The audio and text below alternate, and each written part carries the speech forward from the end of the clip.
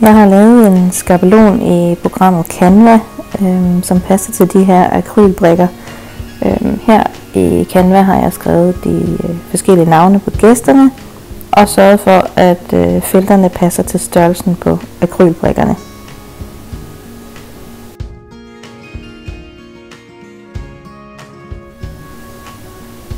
Her har jeg printet alle navnene ud, som jeg har skrevet i Canva, og er nu klar til at skrive dem ned på akrylbrikkerne.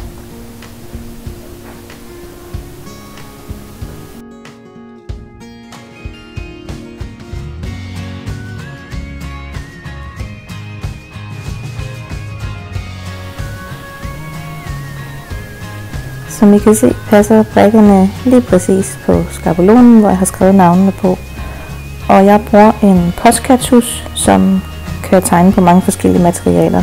Det er vigtigt lige at ryste den godt først, og så er det ellers bare at gå i gang.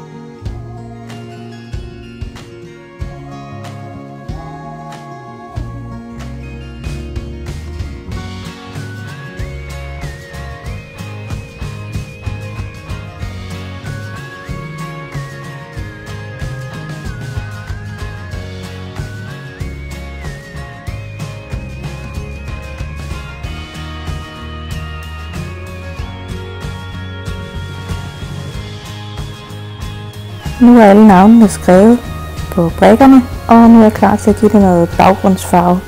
Jeg har valgt en mørkeblå akrylmaling. Jeg har tonet den en lille smule med noget sort maling for at gøre den lidt mørkere. Jeg bruger den form for svamp på en pensel, og kommer ikke ret meget maling på. På den måde så får det sådan en lidt støvet effekt, uden at være alt for markant. Her maler jeg, eller dupper farven på bagsiden af alle brikkerne. Det kan være lidt svært at se, men I kan se det senere i videoen. Og det er bare at gøre det ved alle sammen.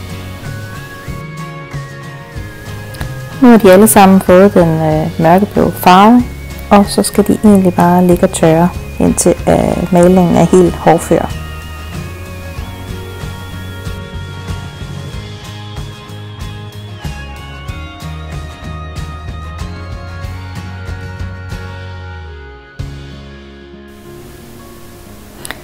Og her er så det færdige resultat til de bordkort, vi skal bruge til min datters konfirmation.